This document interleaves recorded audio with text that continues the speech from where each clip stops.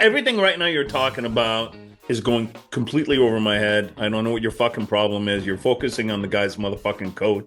Who gives a Well, it's shit? a hilarious coat. It's a I hilarious know. coat. I don't remember the coat. Why am I talking like Seinfeld? I don't remember the coat.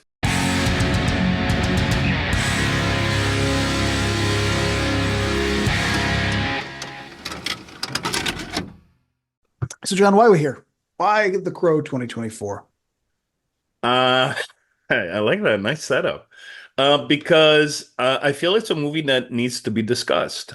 It's a film that came out. Nobody wanted it to exist just because of, Brandon Lee and the worship factor, I guess, of the original. And I went in apprehensive, personally, obviously. I mean, I've seen all the Crow sequels, City of Angels, Salvation, Wicked Prayer. Where was everybody when Wicked Prayer came out? When was the outrage when Wicked Prayer came out, by the way? I'm just going to put that out I there. was probably buried in like the Yeah. Weinstein's DVD. I don't know. I don't even remember. I don't remember that coming out. It was one day it existed.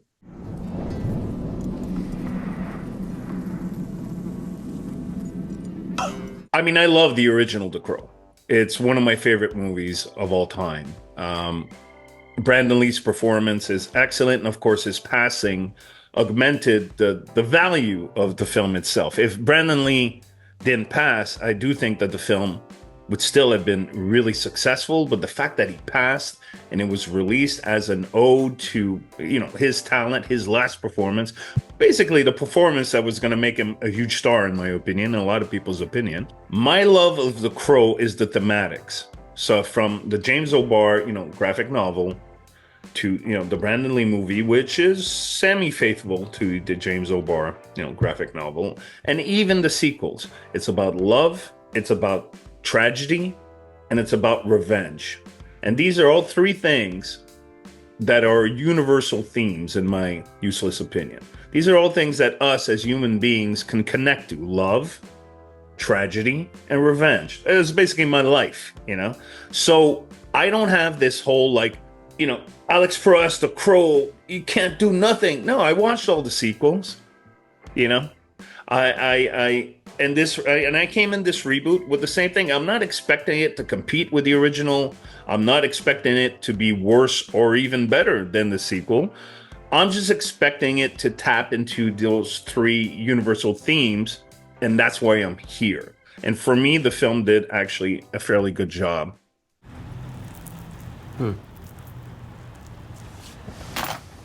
Okay. I don't agree at all, but I mean, I know, that's why it's going to be a great show. Let's go, man. I, Let's fucking go. here's the thing. Here's the thing.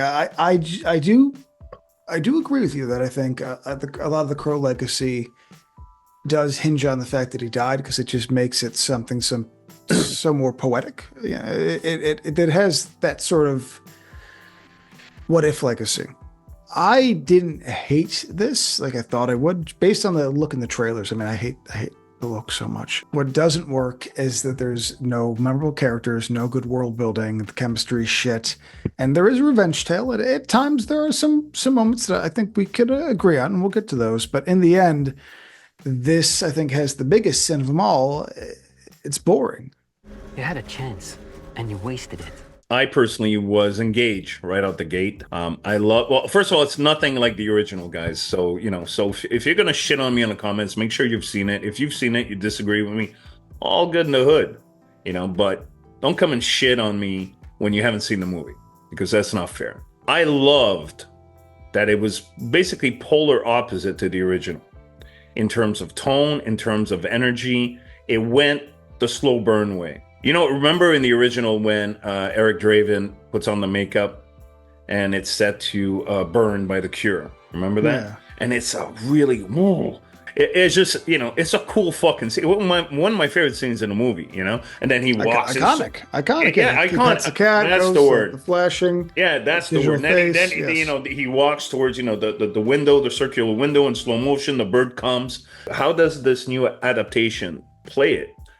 Totally different. It uses, I gotta write it down because it's a weird word, Boadica by Enya.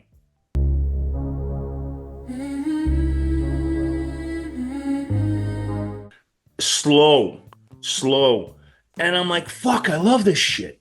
I love that they're going that way. And then it cuts to him walking in slow motion. The bird does fly behind him, like to the street. He's got a freaking samurai sword. You want me to go on my rant about what I loved about the movie? Yeah. I please get it out there, John, because it won't be pleasant after this.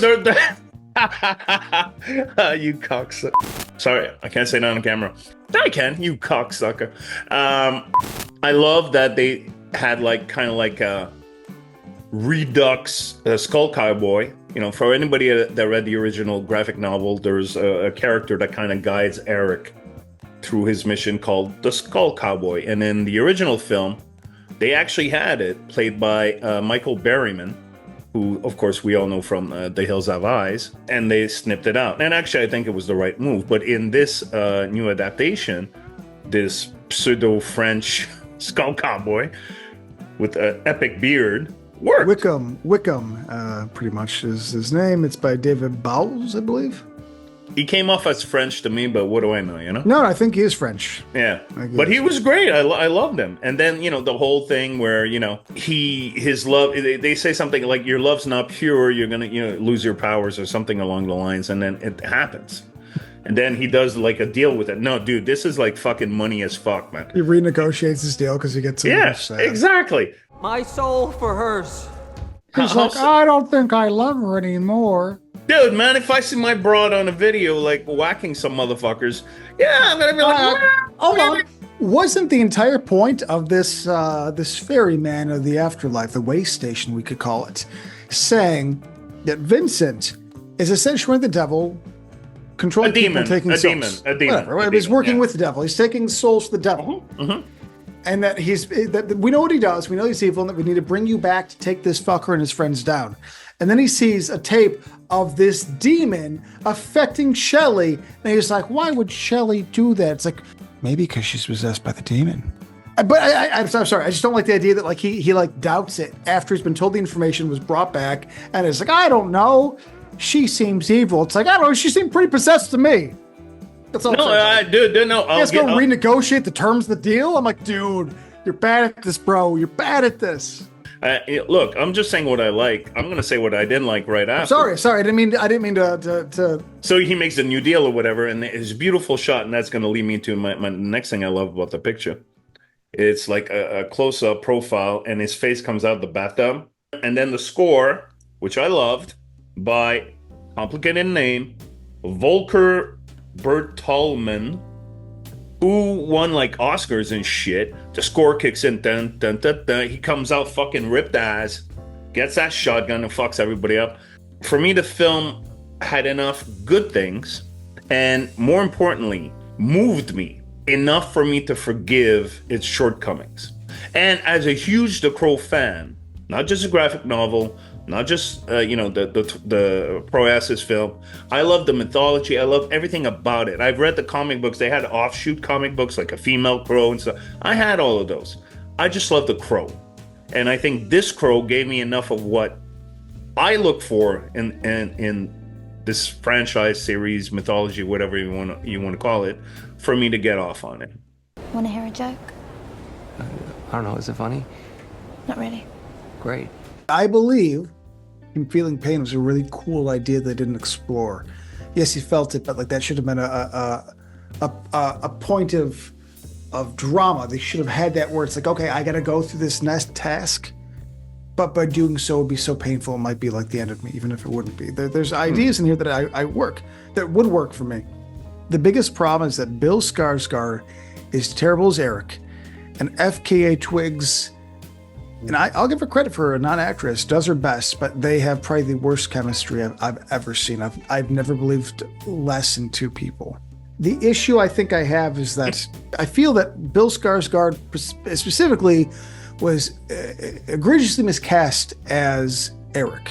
His set of weird Jersey accent. He's introverted. He's weak. That's the thing is like, okay, fair enough. Well, that's not Eric Draven from the graphic novel. If you want to make guess what? You can make a pussified character that I could love, something that life is down, that he's always losing, but he just seems to be kind of lazy and chill. I'm like, dude, what the fuck? He seems like he has that mumble rap. Like, I don't care. I don't care. It's like, fuck off. Like, give me some heart, man. Like, if he was, like, the fact that we have a 6'2" guy being bullied by a bunch of short fucks in the rehab center, I'm like, we're getting band camp again. This is Corey from Halloween Ends. Like, this Jack dude who's tall. I hate that. I hate that. I'd rather him be suicidal and depressed and on drugs. He should have been a drug addict. Would have bited a lot more. Their chemistry didn't work. Plus, and this, I know you're going to fight me in this, and it's a personal preference. That's all right. When they escape. And they escape because they know that FK Twigs, aka Shelly, has something these people want. They're going to fucking kill her for. She's well aware of the dangers. The fact that she sees these people coming, she's like, I got to leave now or I'm dead. And then they go tubing, I guess. So they go near a lake with a bunch of friends. They go dancing. It's like, bitch, leave town. Like, what do we, like, it's not that you're just like lying low. I get that. We're all stretched. We all need a little scratch. Paycheck to paycheck. I get it. You're laying low, man. You're trying to figure it out. But they're out doing shit. They're traversing the city they're being looked for in. That's like, come on, man. I was so against Jason Momoa because he was tough. I was like, that's not going to work. He's too fucking big. But seeing how they did Skarsgård, I'm like, you know what? Maybe a tough guy would have been better. And FK Twigs was giving like a very emotive performance. I'm not saying it always worked. She's not the best actress, but she was going for it. But to go against, or I'd say to juxtaposition of Skarsgård being sort of like, yeah, I don't know. I was like, what's going on, guys? We're not matching the energy. Director, we're not matching the energy. He's fucking chilling like he's on a, he's on a Percocet, and we got FK Twig giving her fucking Oscar performance. We gotta be in the middle. We gotta meet in the middle, buddy. That's called, it's a big word, I don't know if you've ever saw it in the dictionary. It's called contrast. Okay? It's kind of like a basic thing, where if you take one thing and the other thing is the opposite, and you put them together, it usually creates something interesting. Obviously, you did not think that was interesting. I thought it was very interesting because Twigs is outgoing. She takes control. She's obviously the alpha in their romance. And he's acting, polar opposite of her. She's impulsive and, out there, extroverted. He's more introverted and secure and kind of follows her lead. Yes, then that's fine in terms of character styles. In terms of delivery and performance, they were acting against each other the entire time. I believe Emma Stone and Andrew Garfield in The Amazing Spider-Man 2 far more than I believed in Skarsgård and Miss Twigs. I just figured out the next ground rule. No more of this. I think how you're going to feel about this movie is going to be really contingent on this actually particular aspect. Either you're going to buy the romance, which they spend 45 freaking minutes on, or you're not. They met like an hour ago. They fall in love. It's very romantic. Dude, it's the movies, man. It's the movies. Come on. Yeah, but you're opening. Look at every 80s movie. Look at every 80s movie that ever came out, man. Boy meets girl, boom. Next frame, they're in love. Yeah. Which is why chemistry is such a heavy lift. I thought they were fine. They were fine. The defining moment where he truly loves her and and this is where they connect. He's on a bridge. He's wearing this fucking furry coat. He looks like a fool. He has his little earrings. She's like, if I jump with me, he's just like, would. I'm like, dude, God, guys, I know he's supposed to be different. I know he has the tattoos in his face. I know he's not going to the office in the morning, but can we dial it back? Do you think angsty teens would build little shrines for us? Everything right now you're talking about is going completely over my head. I don't know what your fucking problem is. You're focusing on the guy's motherfucking coat. Who gives a shit? It's a hilarious coat. It's a hilarious coat. I don't remember the coat. Why am I talking like Seinfeld? I don't remember the code. All right. I'm going to machine gun everything I don't love right now. The bad guys are shit. Yeah. It's not like in the original where, you had Tintin, Fun Boy, these memorable and I wouldn't say cartoonish, not really the proper term, but they had the very distinct personality. Distinct. There you go. This new adaptation, the bad guys are nothing. They're nothing. And that's a huge fucking fault with the film. They're nothing. There's one dude, he looks like Reverend Kane, like an Euro art house trash Reverend Kane version. And he kills him He's the guy that chokes Shelly and he looks at the camera. Big Okay. smile. All right. I didn't really White hair. I mean, the villains in the original Crow were so like, they're as iconic as the Crow, you know. But the villains here are like, yeah, paper cutouts. There's nothing to be said about it, and I totally agree about that. They were weak. And the other thing that bothered me about the movie is the Crow itself, because in the original and in James O'Barr's graphic novel, the Crow guides Eric. It guides him once in this. The very first time he comes back, and that was it. Dude, he's just around, floating around here and there. That's it. That's what the Crow does. But he makes a deal for his soul for Shelley's, to say Shelley's. And he saves Shelley's soul, but instead of his soul going to the devil as the agreement they shook hands on, essentially, he just traverses the way station as like, I'll come back someday, or I'm here waiting. It's like, God, guys. You're talking about the ending, right? He doesn't go to hell where his soul belongs. That he we don't know where he's going. Well, he didn't go. She came back up. He didn't go back down. So clearly, he like was walking around the fucking. Well, he's in purgatory. The way I understood the ending is that, which actually that wasn't the deal. Though. But that was the thing I thought was stupid. Although maybe on paper it's cool. So now, he did the deal. Blah blah blah. She wakes up. He traded his soul for hers. He's dead. But that's right after the murder. Her soul was going. So no. So wait. Does that mean that everything that's happened in the movie did not happen? Yes, it erases it. Yes. Yeah, I thought that was shit. Of course, because then it's like, why'd go on the adventure if we're gonna be like, it was all a dream. It never happened. I thought it was shit. I understood what they tried to do to kind of bring that back. But for me as well, it didn't work. It didn't work at all, actually. I wish I hated it more because I thought I'd have more fun with it if it was that bad. I just found it kind of boring, and I don't think Skarsgård was at all correct as casting. I would have preferred anybody else. Okay, well, look, I'm gonna end off my my thoughts on this. Number one, yeah, the production designs was not like the original Crow or even City of Angels. It was more grounded in reality. But I thought that Rupert Sanders showed enough visual flair to heighten the thing anyways.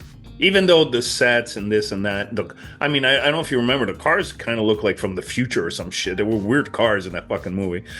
But the shots, the compositions, the atmosphere, the rain, water is a big thing in this movie. Like, water is the conduit between, the purgatory and, real life.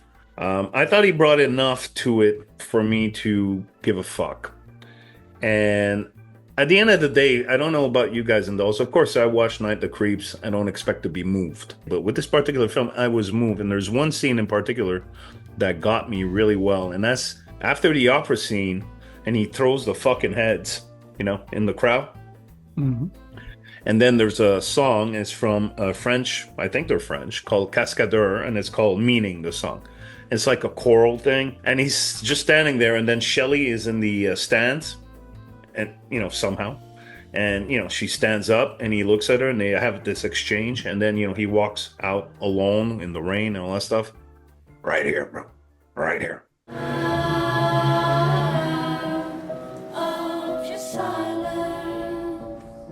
Where would you rate this picture in the Crow franchise? I don't know, because I'd have to watch Salvation again. I watched it recently, actually. That's one of them. I that one seems to, depending on my mood, sometimes I'm like, oh, it's okay. It has a generic straight to DVD feel, which I don't like. But sometimes I'm okay with more. Was it Morbus? Eric Morbus? What's his? Eric Mabius. Mabius. I apologize. Yeah. But sometimes I get really annoyed, so I don't know. That really is depending on my mood. I would say that the New Crow is better than Wicked Prayer, 100%. I don't know, because here's the deal. It's either going to be number 3 or 4, depending on where I put Salvation.